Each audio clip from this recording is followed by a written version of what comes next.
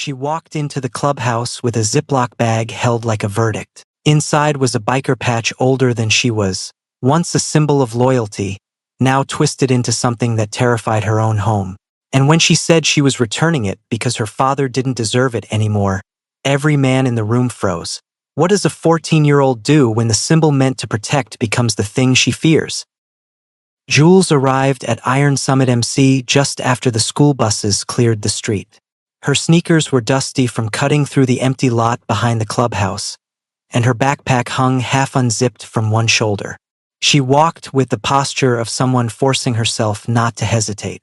The clubhouse door creaked as she pushed it open, and every conversation inside fell into a low murmur, all eyes drawing to the small Ziploc bag she held with both hands, knuckles white against the plastic. Inside it was an old biker patch, oval-shaped, edges frayed, a corner stained with oil. The stitching had faded into a dull bronze.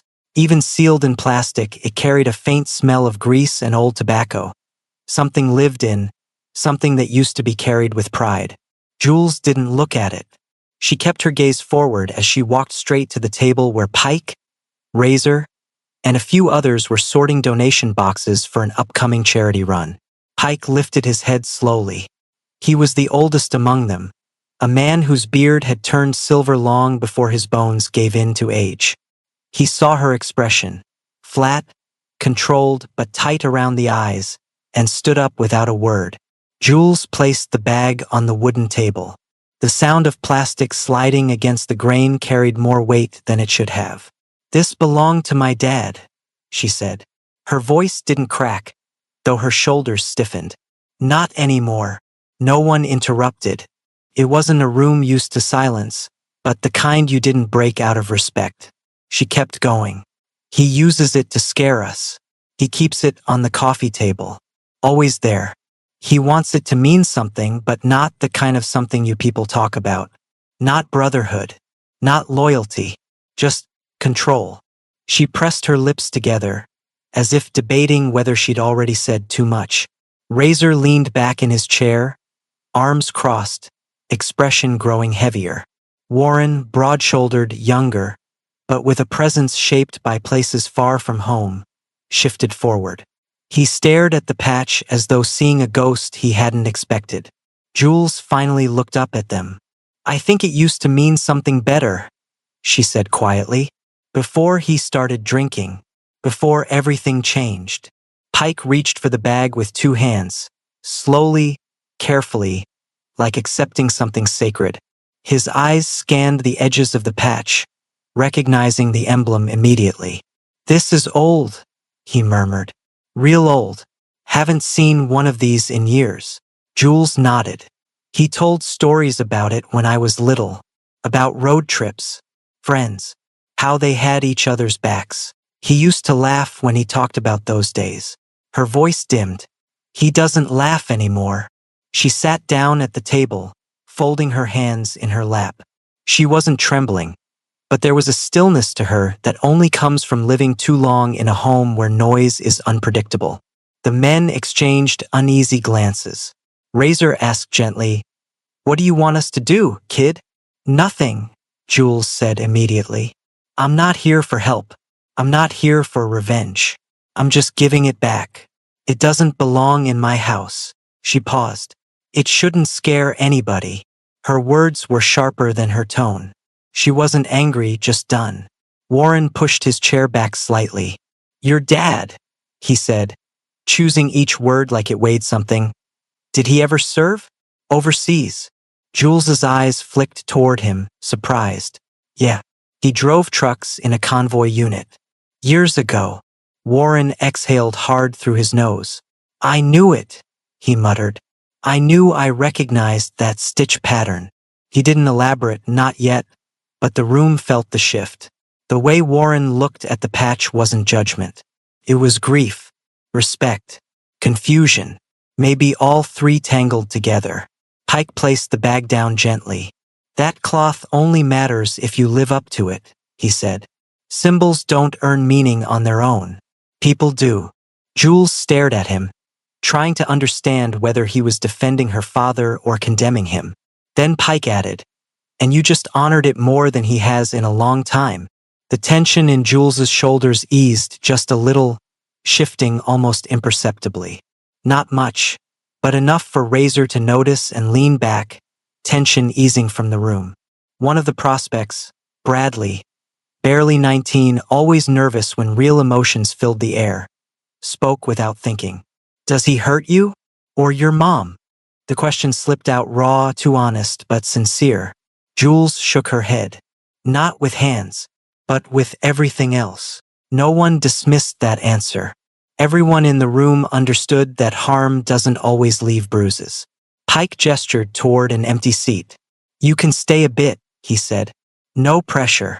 No questions you don't want. Jules sat. She didn't smile, but she didn't shrink either.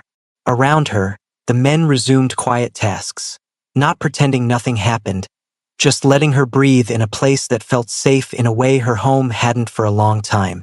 Razor slid a can of soda toward her.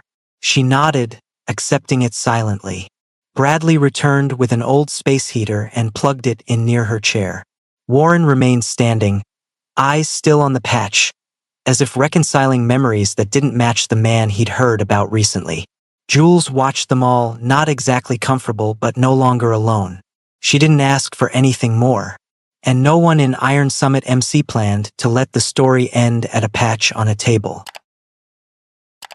Warren stayed behind after Jules left, long after the others drifted out to the yard or toward the garage bays. The clubhouse felt unusually quiet, the kind of quiet that settles when something important has shifted, even if no one knows what to call it yet.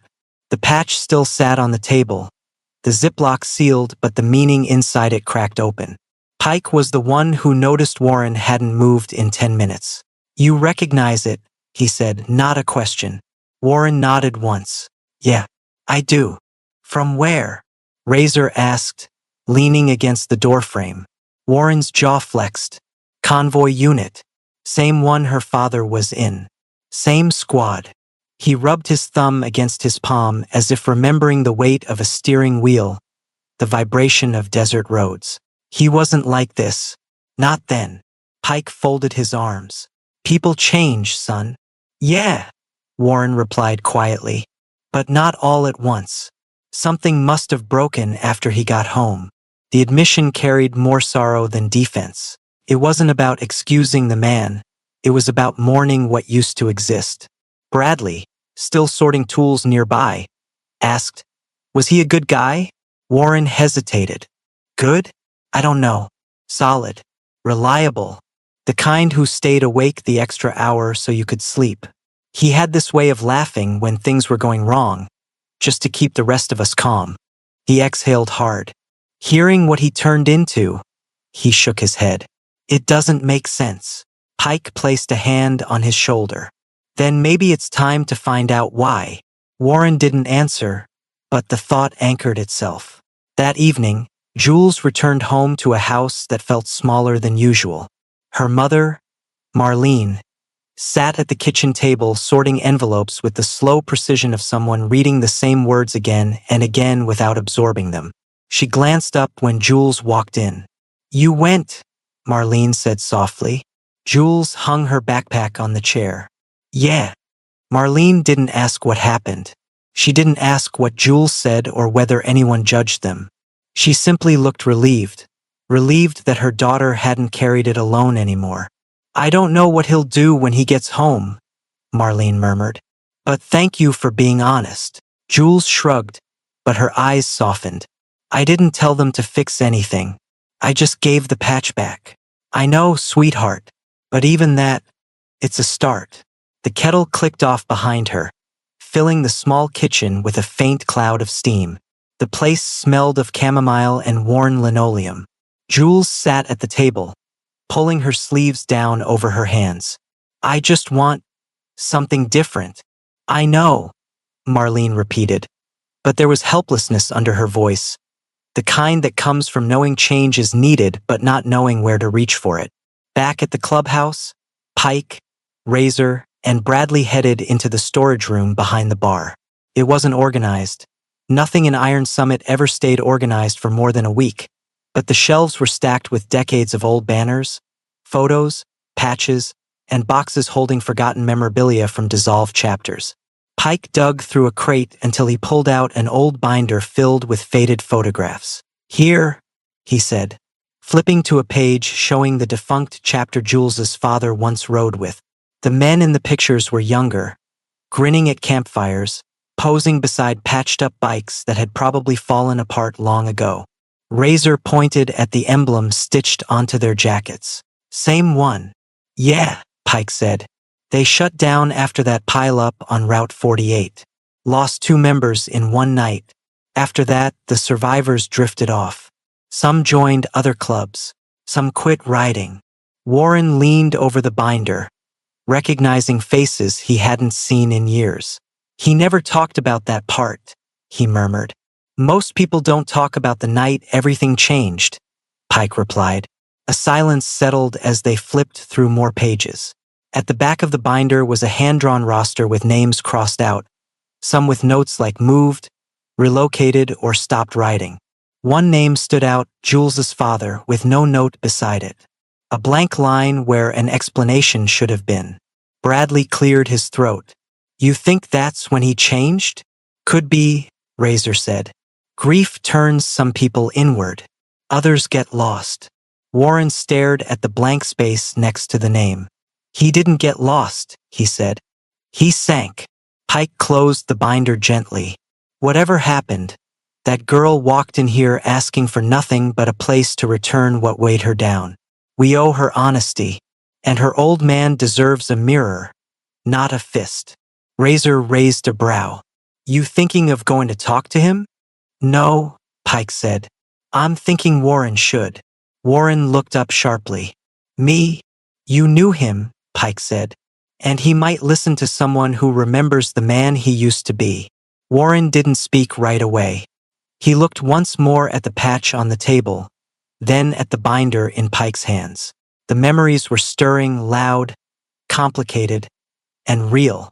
Finally, Warren nodded. "I'll go. Not to fix him. Just to tell him what we saw today. And what his daughter carries." Pike clapped his shoulder. "That's all anyone can do."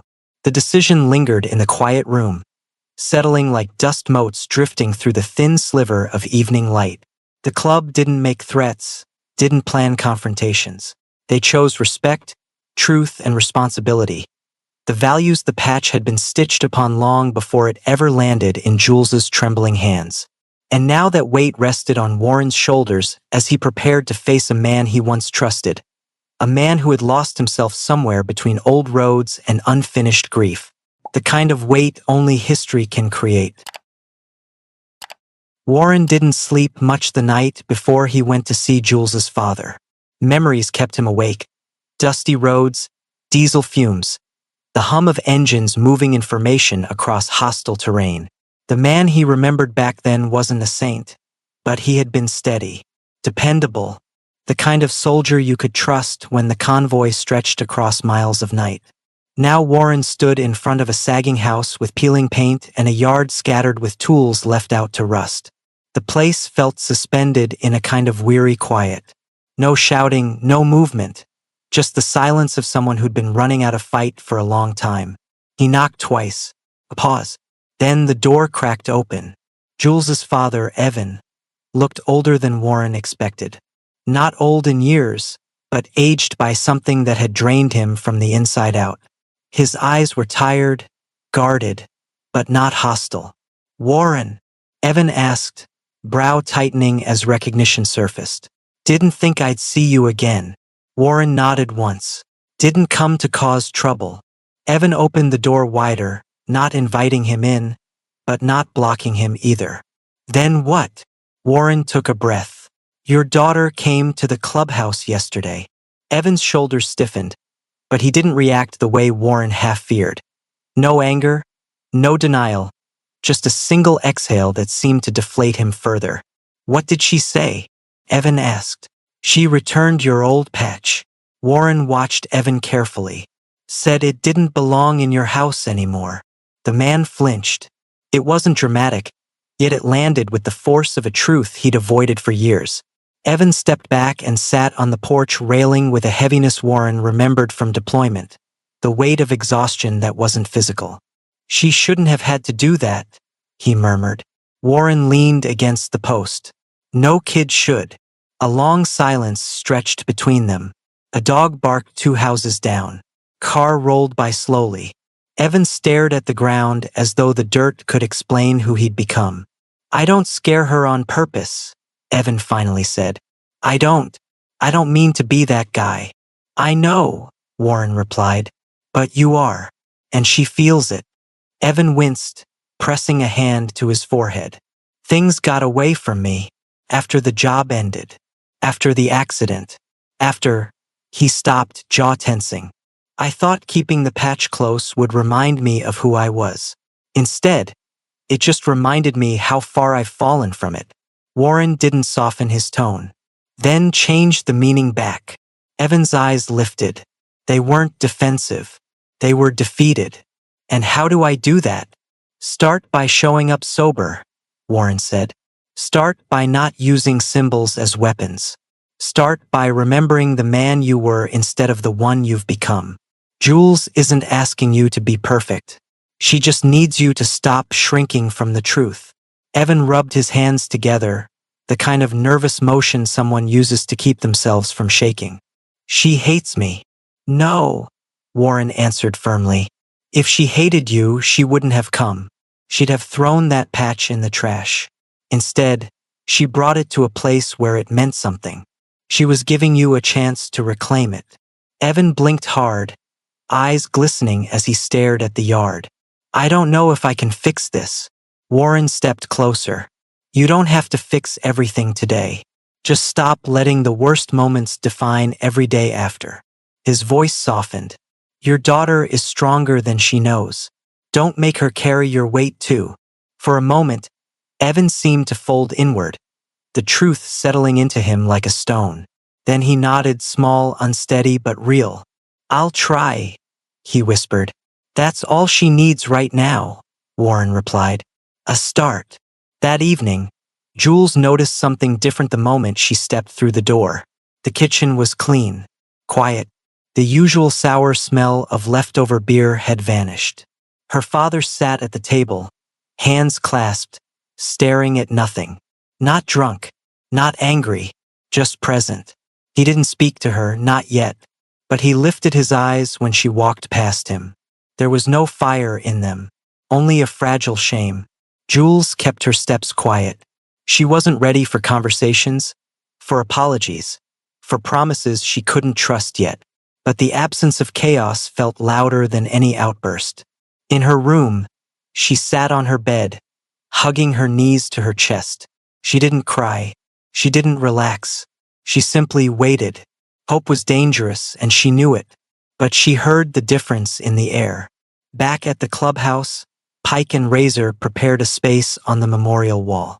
They didn't hang plaques for fallen riders alone. They honored people, choices, turning points, the things that shaped the club's soul.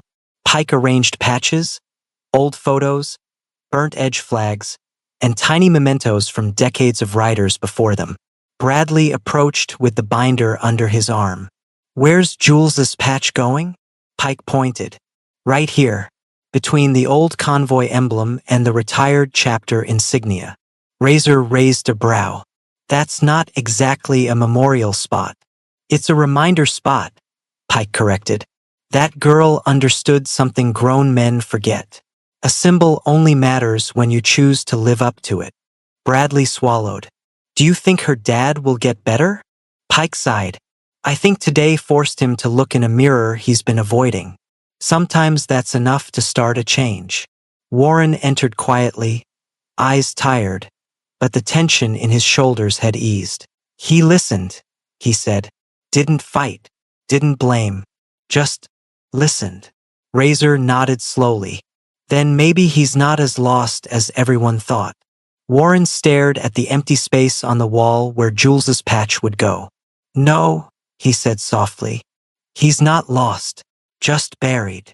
Pike rested a hand on Warren's back. And now he has a reason to dig himself out. The room settled into a warm, thoughtful silence as they prepared the wall, each item placed not for decoration, but for meaning. The patch would be stitched there soon, a small reminder of a girl who carried more courage than she realized, and of a father who might yet choose to rise to the weight she set down. The next weeks unfolded slowly, quietly, nothing dramatic, nothing sudden. Change rarely announces itself with grand gestures. It slips in through small decisions made on ordinary days. And in Jules's house, those small decisions began adding up. Evan started leaving the house early, returning with pamphlets and appointment cards tucked into his jacket pocket. He never explained where he went or tried to earn praise for it, but Jules quietly kept track of every change. She noticed the absence of beer cans, the steadier way he moved, the softer way he closed doors. The silence in the house no longer felt like a storm holding its breath. It felt like recovery, fragile, uneven, unfamiliar, but real. Marlene remained cautious. She didn't welcome him back instantly, didn't pretend the past had vanished. She watched with an alertness sharpened by too many disappointments, yet she allowed the possibility that things might shift. She spoke to Jules quietly each night, emphasizing that they weren't obligated to trust blindly, but they were allowed to recognize effort. Jules listened, absorbing each word with the quiet resilience she'd cultivated. She wasn't sure whether she trusted the changes she saw, but she wanted to believe in something steadier than fear. She kept her distance, choosing observation over questions. She simply observed, maintaining boundaries she'd earned through courage. And Evan respected those boundaries. It was the first time in a long while he had respected anything. At Iron Summit MC, the memorial wall grew into something more intentional as Pike prepared a space for Jules's patch. The men treated the area with a gentleness that contrasted with their weathered hands. Razor polished a discarded metal plate to reflect the overhead lights, while Bradley carefully brushed dust from the surrounding frames. Even the usually loud prospect worked quietly, sensing the significance of what they were building. Warren sat alone at a workbench nearby, sewing thick black thread through the faded patch backing. His hands moved with the same careful precision he once used repairing gear in desert outposts. He paused once, thumb running over the old emblem, remembering the man Evan had been. Not flawless, not heroic, but solid. Pike approached, watching the process with quiet pride. "You're putting good work into that," he said. "It deserves it," Warren replied. "She deserves it." When the final stitch was tied, Warren held the patch in his palm, examining the edges Jules had once gripped so tightly. It no longer felt like the emblem of a fallen chapter. It felt like a symbol reclaimed, not by the man who wore it, but by the girl who refused to let it keep its meaning twisted. Later that week, Jules stepped into the clubhouse after school, unsure whether she even wanted to go in. She hadn't planned to visit. Her feet simply carried her there as if habits were forming without permission. The door creaked open, but this time, the atmosphere inside didn't still in surprise. Instead, the men greeted her with soft nods and gentle acknowledgments, treating her presence as something steady, not startling. Pike called her over. "Got something to show you." She walked toward the memorial wall, unsure what to expect. The space was neatly arranged, photos from decades of riders, patches from retired chapters, a few relics from the convoy unit that had once been Evan's pride. Then she saw it. Her father's patch, cleaned carefully, its edges stitched straight, now held in place behind a glass panel. Not elevated above the others, not hidden in a corner, positioned in a place meant for reminders, for lessons, for symbols transformed. A small metal plate beneath it read, "Meaning is chosen, not inherited." Jules stared at it for a long moment, her expression unreadable. Then she whispered, "Why here?" Pike answered softly, "Because you returned it with honesty instead of resentment. That takes strength most adults don't have. This patch stands for what you did, not what he did." Jules swallowed tightly. She didn't smile, but her shoulders lifted with a subtle exhale. as if part of the weight she'd been carrying finally loosened. It felt strange. Hope pressing against a space she'd kept closed for so long. "Thank you," she said. Warren stepped forward, hands in his pockets, voice gentle. "Your dad's been trying, you know. He's not bragging about it, not asking for a medal, but he is trying." Jules nodded, not committing to anything more. "I know. I can see it. And that patch," Warren added. "It's not about him anymore. It's about the moment you decided something needed to change." Her eyes flicked back to the glass.